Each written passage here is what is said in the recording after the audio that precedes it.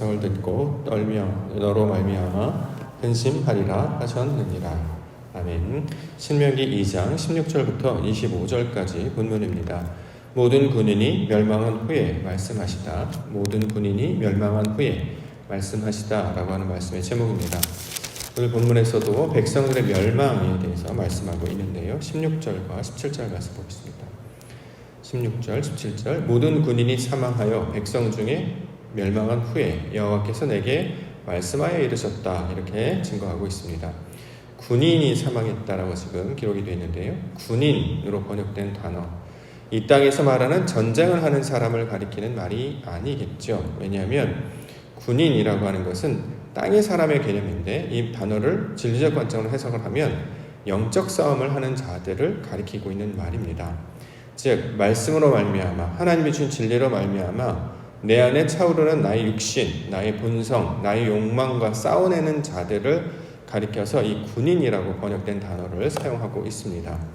성경에서 말하는 것은 우리의 실제적 싸움을 가리키는 말이 아니죠. 실제로 우리가 총칼을 들고 세상과 나아가서 그들과 다투어라 라고 말씀하시지 않았습니다. 왜냐하면 이스라엘 백성들은 출신 자체가 노예 출신이었고 전쟁이 무엇인지를 알지 못하는 사람들이었습니다. 실제적인 싸움을 감당한다고 하면 그들은 모두 다 죽어버리고 말게 될 것입니다. 따라서 그들을 군인으로 부르셨다라고 하는 것은 정말 총칼을 들고 싸우는 이 땅의 개념의 군인이 아니고 나의 육신의 본성과 싸우는 자, 다시 말해서 하나님의 말씀으로 거듭나기 위해서 나의 속사람과 나의 옛 본성과 싸우는 자들을 가리켜서 군인, 이렇게 이야기하고 있습니다. 실제로 사도 바울은 에베소서 6장 12절부터 보면 우리의 씨름은 혈과 육을 상대하는 것이 아니요 통치자들과 권세들과 이 어둠의 세상 주관자들과 하늘에 있는 악의 영들을 상대합니다. 그러므로 하나님의 전신갑주를 취하라. 이는 악한 날에 너희가 능히 대적하고 모든 일을 행한 후에 서기 위함이다 라고 말씀하면서 우리가 싸우는 것은 이 땅을 상대하는 것이 아니라 하늘에 있는 영들을 상대하는 것이다, 이렇게 말합니다. 자, 하늘에 있는 영들, 악한 영들이라고 하는 것은 하나님을 알지 못하는 상태에 있었던 자들에게 주님께서 진리의 말씀을 가르쳐 주셔서 그 진리로 다시 우리 속사람을 채워갈 것을 가리키고 있는 말이지요. 공허와 혼돈, 흑암과 어둠 가운데 있는 자들에게 빛을 비추어 주셔서 그 빛을 통해서 우리에게 속사람의 하나님의 속성과 성분으로 채우는 일들, 자, 이것을 가리키고 있는 말입니다. 이것을 우리가 군인으로 이렇게 번역을 했습니다. 자, 근데 문제는 군인이 사망했다라고 이야기하죠. 백성 중에서 멸망했다, 이렇게 이야기하고 있습니다. 여기서 어저께 우리가 지난주 금요일날 이 멸망하다, 진멸하다 이 단어 살펴봤는데요. 여기서 말하는 멸망이라고 하는 것은 흔적이 없어서 사라지다 이런 뜻이라기보다는 완성하다, 끝마치다라는 의미를 가지고 있는 단어로 사용하고 있습니다. 여기서 파생된 단어가 우리가 제물을 드릴 때 흠이 없는 것, 거룩한 상태를 가리키는 말이 이 탐임이라고 하는데, 그 탐이라고 하는 말이 바로 이 완성하다, 끝마치다 라는 단어로 오고 있습니다. 지금 어떤 것을 가리키냐면, 우리가 이걸 진리적으로 해석하면 영적 죽음을 가리킬 때 이것을 멸망했다, 이렇게 얘기하는 거죠. 육신의 눈으로 볼 때 사람의 목숨, 그것이 끊어지는 것이 아니고 우리의 옛사람이 죽어지는 것, 그래서 하나님의 말씀으로 온전하게 변화되는 것을 가지고 멸망했다라고 이야기하는 것입니다. 이걸 다른 말로 죽는다라는 단어로 묘사하고 있기도 합니다. 죽음이라고 하는 것, 죽는다라고 하는 단어는 성경에서 긍정적인 의미로 사용된다라고 말씀을 드렸습니다. 왜냐하면 여기서 말하는 죽음은 우리 목숨이 끊어지는 그런 이 땅이 말하는 그런 생명이 끊어지는 것을 가리키고 있는 말이 아니고 영적 죽음을 가리키고 있는 말이기 때문입니다. 즉 나의 처음 태어난 나의 원래적인 본성이 있잖아요. 땅에서 태어난 본성이 죽어지고 하나님께서 말씀하시는, 하나님께서 만들고 조성하시는 그 새 마음으로 변화되는 것을 가리킬 때 이걸 죽음이라고 이야기한다는 거죠. 자, 이 죽음이 뭐냐면 옛사람이 죽고 하나님 말씀으로 새롭게 태어나는 것. 그래서 첫 번째 아담이 죽고 새로운 아담으로 거듭나는 것을 영적으로 죽고 하나님 말씀으로 다시 살았다, 이렇게 이야기합니다. 그래서 이것을 성경에서는 부활이라는 말로 설명하고 있기도 합니다. 자, 하나님께서 말씀하시는 구원 사역은 과연 어떤 것이냐면 우리의 처음에 있는 나타나는 자아가 하나님의 말씀을 만나서 죽어지게 됩니다. 말씀과 진리로 다시 거듭나는 것, 이것이 바로 성경에서 말하고 있는 구원 사역을 이야기하고 있는 것입니다. 우리의 성품이 죽어지고요, 하나님의 말씀으로 거듭 완성된 상태, 그래서 그때 비로소 여호와의 말씀이 주어지고 있다. 지금 이제 모세는 그렇게 증거하고 있는 것이죠. 신앙이라고 하는 것은 우리가 날마다 겪게 되는 신앙이라고 하는 것이 바로 이것이죠. 하나님의 말씀을 만나게 되면 우리 마음 가운데 갈등이 느껴지게 됩니다. 왜냐하면 우리 원래적인 본성은 이것을 밀어내기 때문이죠. 우리는 우리가 원하고 우리가 하고 싶은 대로 살았습니다. 근데 말씀이 우리 가운데 들어오면 말씀이 계속 떠오르게 하세요. 나는 내 마음대로 하고 싶거든요. 내가 원래 가지고 있는 내 성격과 내 기질과 내가 원래 옳다라고 믿던 나의 철학을 붙잡고 살아가고 싶어요. 그래서 내 밖에 있는 것, 외부적인 것들을 다 판단하고 더 나아가 정죄하고 더 나아가 저주하고 그것이 틀렸다라고 요청한 다음에 그래서 자기의 의를 드러내는 것으로 살아왔거든요. 근데 하나님의 말씀이 우리 마음 가운데 들어오고 속사람 가운데 선포되고 들려지게 되면 어떤 것이냐면 내 것이 자꾸 죽어야 된다는 얘기를 한다는 거죠. 네가 떠오르는 첫 번째 생각, 첫 번째 욕망, 첫 번째 마음들이 잘못된 것이다라고 하면서 이것들에서 벗어나서 그럼 하나님이 기뻐하신 뜻이 뭘까? 이런 생각들을 자꾸 하게 됩니다. 그럼 우리 마음 가운데 갈등이 일어나게 된다는 거죠. 나는 안 죽으려고 하고 하나님의 말씀 자꾸 죽으라고 말하고, 이 죽으라고 말하는 것은 너희 것을 놓다 이런 뜻입니다. 내가 원래 가지고 있는 생각들, 내가 느꼈던 감정들, 내가 옳다고 믿었던 그것들이 틀렸다는 것을 인정해서 이걸 내려놓고 하나님의 말씀을 취하는 것, 이것을 죽었다가 살아난다라는 표현으로 사용하고 있다는 거죠. 이게 바로 하나님께서 감당하시는 구원 사역의 내용입니다. 우리에게 어떤 예를 들어 복을 주시거나 어떤 일 잘 되게 하셔서 우리를 이 땅 가운데 윤택하게 살아가라고, 부자로 살아가라고 말하는 게 구원 사역이 아니고요. 우리의 성공을 완전히 바꿔버리시는 거예요. 우리가 원래 가지고 있던 A형의 기질, 나의 혈기, 이런 속사람, 원래 가지고 있던 모양을 다 버려두고 하나님이 말씀하신 그 성품으로 살아가라는 거죠. 원래 우리가 혈기가 있었던 사람들 아닙니까? 자그만 거 있으면 내 뜻과 좀 틀리면, 내가 생각한 것들과 다르면 틀렸다라고 얘기하고 거기에 대해서 정죄하고 또 그것을 말한 사람을 어려움 가운데 처합니다. 나는 옳고 당신은 틀렸다. 이게 원래 우리가 취했던 원래 모습이었죠. 근데 진리가 우리 가운데 들어오면 예수님께서 어떻게 하셨냐면 내가 죽고 너가 사는 걸로 바뀌는 것이죠. 그래서 내 생각들을 다 내려놓습니다. 무엇을 쫓아가느냐? 상대가 옳았다는 것이 아니고 하나님의 뜻을 쫓아가게 된다는 거죠. 사람은 옳은 사람이 아무도 없다고 하잖아요. 예수님께서도 말씀하셨습니다. 선한 사람은 아무도 없다. 오직 하나님만 선하시다. 그러므로 우리의 뜻은 내 뜻을 포기하고 상대방을 취하는 것도 아니고 하나님의 뜻이 무엇인지 그걸 쫓아간다는 거죠. 그렇기 때문에 일단 내 것을 내려놓게 됩니다. 그렇게 해서 하나님의 말씀으로 사는 자들을 군인이 죽고 백성 중에서 사망했다, 이렇게 이야기한다는 거죠. 자, 그런 내 것이 모두 내려놓은 상태들 가운데 하나님의 말씀이 선포됩니다. 왜 선포되냐면 그것이 바로 가난한 상태가 되는 거잖아요. 내 것이 하나도 없는 상태, 심령이 가난한 상태가 될 때 하나님의 말씀이 전해지면 그것이 바로 천국이 된다는 거죠. 우리의 말씀, 예수님께서 산상수훈에서 가르쳐주셔서 하나님의 백성으로 부르신 것이 바로 신명기의 내용이 되고 있기 때문에 우리의 1세대들, 원래 우리가 가지고 있던 옛 아담들이 다 죽어지고 하나님의 것으로 붙잡혀 있어서 말씀을 듣게 된 그 상태를 가리켜서 신명기라고 부르는 거예요. 말씀이 되었다라고, 말씀을 듣는 상태, 그러한 너희가 그릇이 되었다라고 주시는 말씀이 오늘 본문에서 이야기하고 있는 내용이 되고 있습니다. 그러므로 이 교회라고 하는 것, 신앙생활을 한다는 것은 무엇이냐면 내 성질에 죽고 말씀을 붙들고 살겠습니다 라고 하여서 내게 말씀을 주십시오 라고 간구하며 나오는 자들이 바로 교회의 모습이 된다는 거죠. 오늘도 하나님이 주신 말씀으로 살겠습니다 라고 하는 것은 내 생각을 버려둔다라는 거잖아요. 하나님이 원하시는 그 모양대로 내가 나아가겠습니다. 그 모습대로 나에게 하나님께서 인도해 주십시오. 그러면 나는 내 것을 포기하고 하나님의 진리의 말씀을 쫓아 살겠습니다. 그러면 어떻게 되냐? 그게 진짜 사는 길이 된다는 거예요. 이걸 영생이라고 이야기한다는 거죠. 그렇게 우리를 부르셨습니다. 그렇기 때문에 말씀을 통해 역사하신 하나님의 구원 사역을 기대하며 오늘 말씀 가운데 나아가는 우리 믿음의 백성들 되기를 소망합니다.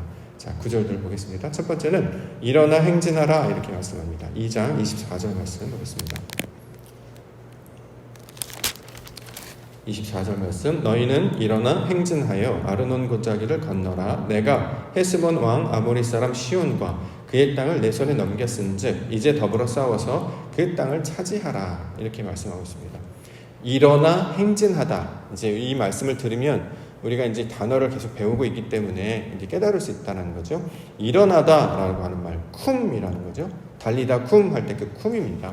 문자적으로 보면 모양이 변화되는 거잖아요. 자리에 앉아 있다가 일어나는 것, 또는 누워 있다가 일어서는 것, 이걸 쿰이라고 이야기합니다. 그런데 진리적 관점으로 해석하면 이게 무슨 뜻이냐면 앉아 있는 상태, 내가 가지고 있는 내 자리에서 벗어나 하나님이 말씀하시는 그 자리로 나아가는 것. 다시 말해서 영적으로 잠자는 상태였다가 깨어나는 것, 이것을 쿰 이렇게 이야기하고, 이걸 일어나다 이렇게 얘기한다는 거죠. 우리가 원래 취했던 그 자리에서 머물러 있지 아니하고 하나님이 말씀하신 그 자리까지 나아가는 것. 그래서 이것을 일어나 행진하다라는 말씀으로 주고 있습니다. 우리가 이제 신약에 보면 38년 동안 이 베데스다 연못 가운데 누워있던 사람들이 있었잖아요. 그랬더니 그 사람이 하는 말이, 아무도 날 도와주지 않기 때문에 저 연못에 들어갈 수 없어서 내가 고침을 받지 못합니다. 이렇게 말을 하고 있었죠. 그때 예수님이 주셨던 말씀이 다른 게 아니에요. 네 자리를 들고 일어나라, 가라, 이렇게 얘기한다는 거죠. 네가 가지고 있는 그 생각에서, 그 자리에서 벗어나서 예수님이 말씀하신 그쪽으로 나아가라. 그 말씀이 어떻게 해요? 받아들였더니 그냥 일어나서 걸어가는 그 역사가 나타나는 걸 보게 됩니다. 하나님께서 우리에게 말씀하신, 요청하시는 것이 다른 것이 아니라 하나님이 주신 진리의 말씀이 우리 마음 가운데 선포가 되면 내가 가지고 있는 생각, 관념, 자리에서 벗어나서 하나님의 뜻하신 그 자리 가운데 나아가는 것, 나의 마음을 두고 몸을 두고 생각을 두는 것, 자, 이것을 가리키고 있는 말이죠. 자, 이것을 말씀으로 새롭게 사는 것, 이것을 일어나 행진하다 이렇게 이야기합니다. 그래서 골짜기를 건너다, 어디를 건너다 라고 하는 것은 상태가 변화된다는 뜻이잖아요. 강을 건너기도 하고 골짜기를 건너기도 합니다. 이 건너다라고 하는 단어가 바로 이브리라는 건데요. 히브리 사람들을 말할 때 이 이브리 이렇게 이야기합니다. 건넌 사람들, 그렇죠? 모양으로는 어디인가 건너는 모양인데 이걸 영적으로 해석하면 하나님의 말씀을 깨닫게 된 상태를 건넌 자 이렇게 이야기하는 거죠. 우리의 상태, 저쪽에 있었다가 강을 건너거나 골짜기를 건너왔습니다. 내가 가지고 있는 생각에서 하나님이 원하시는 그곳 가운데 내가 이렇게 넘어갔어요. 지나갔어요. 그럼 이걸 건넜다라고 표현하는데 바로 이러한 자가 되기를 원한다라는 거죠. 자, 말씀을 주시는 것을 붙들고 하나님의 뜻 가운데 나아가는 것, 이것을 일어나 행진하다, 이런 말로 우리 가운데 설명하고 있습니다. 그러므로 우리 마음 가운데 그 번민이나 고민이나 어떤 갈등이 찾아오면 하나님 주신 말씀, 일어나 걸어가게 하옵소서, 머물러 있지 말라는 거예요. 우리는 항상 여기가 좋사오니라는 태도를 취해요. 어느 정도 듣고 어느 정도 태도가 되면 이 정도만 됐어, 이 정도면 완성이 됐어, 자꾸 이런 마음에 안주하려고 하거든요. 근데 안주하면 어떤 것이 되면 머물러 있는 것이 아니라 뒤로 후퇴하는 거예요. 앞으로 걸어가지 않으면, 하나님이 주신 것을 함께 붙들고 그의 인도하심마다 나아가지 않으면 점점 뒤로 물러간다는 거죠. 왜냐하면 우리의 본성이 자꾸 애국으로 돌아가는, 육신의 속성으로 돌아가려고 성질이 있기 때문입니다. 그러므로 말씀으로 주셨다면 하나님, 나도 오늘 말씀 가운데 일어서게 하옵소서. 그러니까 또 성장하게 해달라고, 또 변화되게 해달라고, 날마다 새롭게 해달라, 이렇게 간구해야 되는 것입니다. 그래서 일어나 행진하는 거죠. 일어나는 것, 우리가 이제 그냥 말로 우리가 적용을 해본다면, 오늘 하루 이렇게 자다가 일어나서 하루만 일어난다고 해서 사는 게 아니잖아요. 날마다 일어나야 되잖아요. 그렇죠? 누웠다가 잤다가 또 일어나고, 잤다가 일어나고, 같은 걸 반복하고 있지 않습니까? 마찬가지로 우리 신앙인의 영적인 것들도 마찬가지라는 거죠. 자꾸 머물러 있으려고 하는 성질, 이것을 죽게 하고 죽어지게 하고 뒤로 물러나게 하고 하나님이 주시는 그 마음 가운데 계속 우리를 붙들어서 나아가게 하도록 인도해달라. 이것이 우리의 기도 제목이 되어야 될 것입니다. 그래서 하나님이 원하시는 것은 그 완성된 그 산에까지 도착하는 거잖아요. 애굽의 땅에서 어디까지 가냐면 예루살렘 산, 예루살렘에 있는 그 성이 있는 그 시온산까지 올라가는 과정까지를 말하고 있어요. 이걸 다시 말해 지성소로 나아가는 것을 말하고 있죠. 영적인 것에 다다르도록 우리 인도해 주셨다는 것입니다. 지식을 들었다면, 말씀을 들었다면 지식을 듣는 것으로, 깨닫는 것으로 머물러 있는 것이 아니라 삶에서 체화돼서 이게 육신의 것으로 바뀌어야 되는데, 그러려면 끊임없이 말씀을 계속 선포하고 되뇌이고 이것을 붙잡아서 하나님과 동행하는 자가 되어야 될 때에 이것이 바로 하나님께서 말씀하시는 구원의 완성의 모습으로 나아가게 될 줄 믿습니다. 두 번째는 더불어 싸워서 그 땅을 차지하라 이렇게 나왔는데요. 24절 하반절에 보면 더불어 싸워서 그 땅을 차지하라. 자, 군인이 없단 말이죠. 문자적으로 해석하면 싸울 사람들이 없었어요. 근데 그때 비로소 하나님 말씀을 주신다는 거죠. 근데 군이라는 명칭이 없는데 싸우고 차지하라 이렇게 이야기하는 이유가 있겠죠. 싸우고 차지하는 것은 어떤 것이냐면 그 주체는, 싸우는 주체는 하나님이 되시는 것이고 하나님께서 싸우시는 것이고, 우리가 싸우는 것은 하나님이 주시는 말씀으로 내 안에 새겨 넣을 때 이걸 싸우다 또는 차지하다 이렇게 이야기하고 있습니다. 하나님께서 들려주시는 말씀이 있어요. 하나님이 주시는 갖게 하시는 어떤 감정들이 있습니다. 그것을 내 것이 되게 하려면 어떻게 되냐면 다투어야 되는 거예요. 내가 가지고 있는 원래 생각과 다투어야 되는 거죠. 내게 물러나야 되지 않습니까? 자, 이것을 가지고 싸우다 이렇게 이야기합니다. 그것을 가지고 하나님이 주신 말씀을 배워서 나에게 적용시키는 것, 이것을 싸우다라는 말로 이야기하고 있고, 차지하자라는 말도 하나님이 주신 진리의 말씀, 그 영을 가지고 내 안에 하나님의 형상을 이루는 것, 이것을 차지하다 이렇게 이야기합니다. 이건 이제 다른 말로 하면 이제 하나님이 주신 진리의 말씀을 먹는 것이라고 표현하겠죠. 우리는 잘 안 먹으려고 해요. 왜냐하면 그것을 먹으면 내 것이 죽어진다라고 생각하기 때문이죠. 그런데 하나님께서는 자꾸 이것을 먹으라, 받아들이라, 진리나 개념이나 어떤 새로운 어떤 정보들이나 이런 것들, 하나님이 주신 뜻한 것이면 이걸 하나님의 뜻으로 받아들여라, 그래서 이것을 내 가운데 새겨라 이렇게 얘기하는 거죠. 그래서 실제로 그 땅을 차지하라고 했을 때 거기서 말하는 그 땅이 우리의 마음밭을 가리키고 있는 말이었잖아요. 하나님이 주시는 지식과 하나님이 주시는 말씀으로 그 우리의 마음밭을 점유해 나아가라, 이것이 바로 싸우다 차지하다의 내용이 되고 있습니다. 그래서 우리 성도님들 하면 말씀들을 이제 자주 인용하시는 경우가 있죠. 말씀에 이르시기를 우리 하나님이 그런 말씀하셨잖아. 예를 들어서 하나님이 기뻐하시는 것을 따라서 아버지 뜻대로 하옵소서, 이런 말씀하셨잖아 라고 하는 것이 그런 말씀으로 나를 다스리는 거예요. 이걸 싸우는 것이다 이렇게 얘기하는 거죠. 하나님의 말씀을 붙잡고 그것을 따라가려고 하는 자들을 가리켜서 그들은 땅을 차지하는 자들이다 이렇게 얘기하는 거죠. 사도 바울이 이렇게 얘기한 적이 있었습니다. 로마서 12장 21절에 악에게 지지 말고 선으로 악을 이기라. 여기서 말하는 악은 나쁜 어떤 사탄 또는 어떤 나쁜 사람들을 가리키고 있는 말이 아니고 하나님을 알지 못하는 상태를 가리켜서 악 이렇게 얘기하잖아요. 우리가 마치 하나님을 모르는 것처럼 옛성품대로 살아가면 이걸 악이라고 이야기하는 거예요.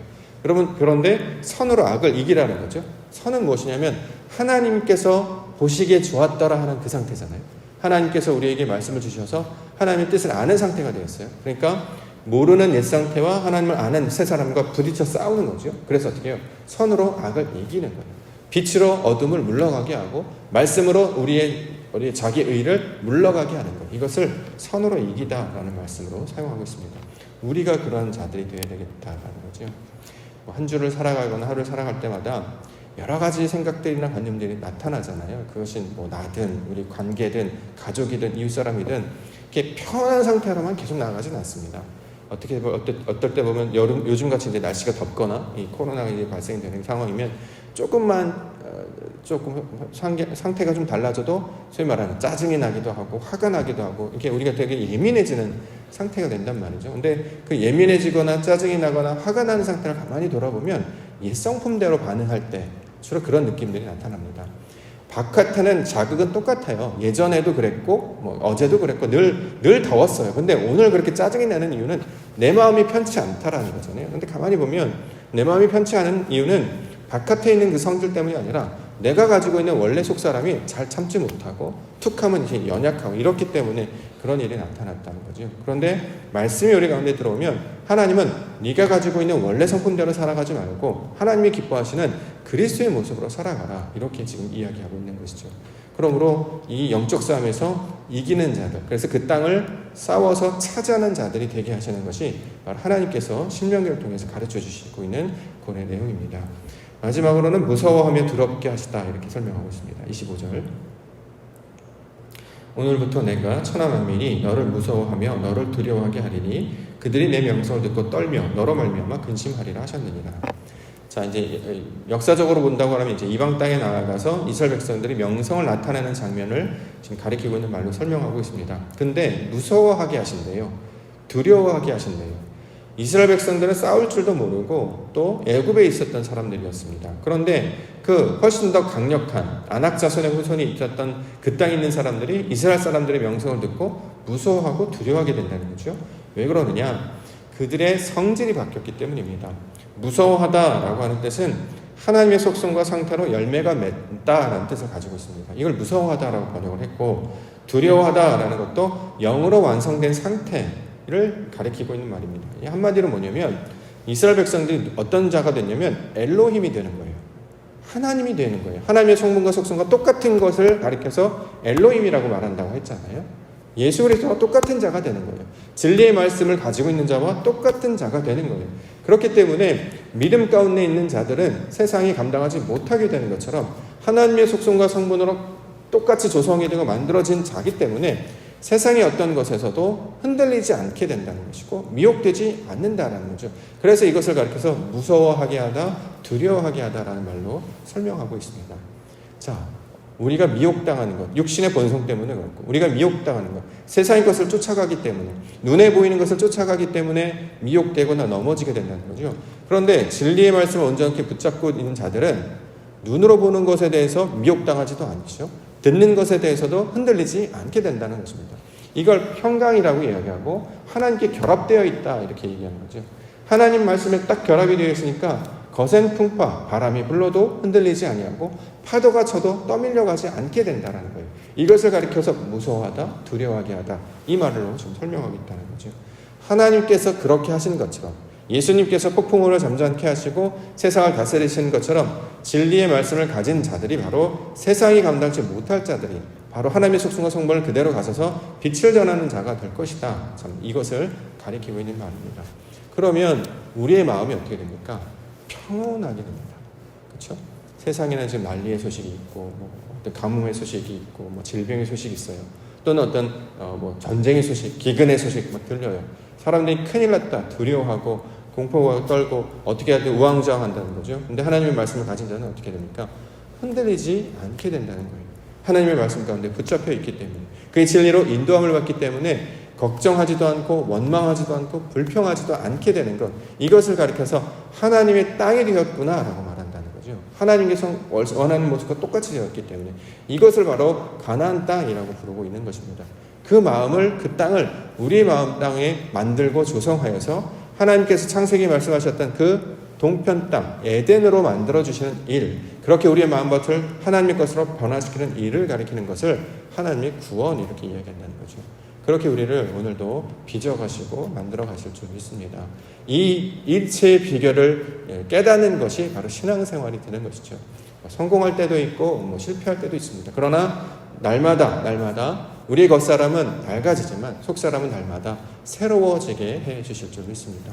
하나님을 더욱 닮는 자들로 우리를 만들어 가실 줄 믿습니다. 그래서 그것을 기대하시고 오늘도 하나님께서 주시는 모든 말씀을 통해서 나의 원래적인 성품으로 감당하지 아니하고 하나님이 기뻐하시는 모습으로 감당케 해주시옵소서. 그렇게 하나님의 성분을 담게 하시고 하나님의 모양을 담게 해주셔서 마침내 세상이 감당하지 못한 그렇게 온전하고 완전한 자로 살아가게 하여 주시옵소서. 이렇게 간구하며 소망하며 기도 가운데 나아가시는 우리 믿음의 성도님들과 교회가 되기를 주의로 간절히 축원합니다. 기도하겠습니다.